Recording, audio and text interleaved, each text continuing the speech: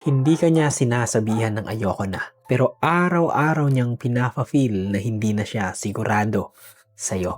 Kasi alam mo yung pinakamahirap, yung hindi naman siya umalis pero hindi na rin siya nandyan sa tabi mo. Hindi niya sinasabing ayoko na. Wala siyang breakup, walang away, walang confrontation.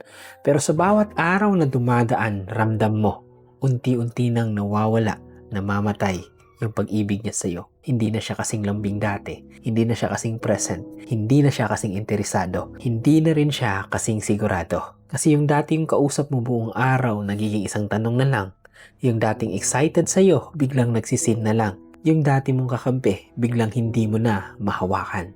At ito yung masakit na hindi sinasabi ng marami. Minsan talaga hindi ka iiwan ng tao, uubusin ka lang nila ng dahan-dahan. Kasi hindi ka niya sinasabihan ng ayoko na, pero pinaparamdam niya sa'yo na hindi ka niya pipiliin, na hindi ka niya na nakikita, na hindi na ikaw ang future na gusto niya.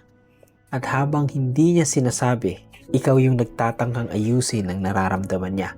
Ikaw yung mag-a-adjust, ikaw yung nagtatanong sa sarili, may mali ba ako? May kulang ba ako? May bago ba?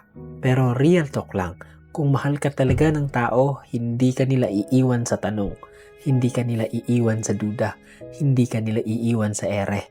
Because people who want to stay, make it clear. People who want you, don't make you guess. People who choose you, make you feel chosen.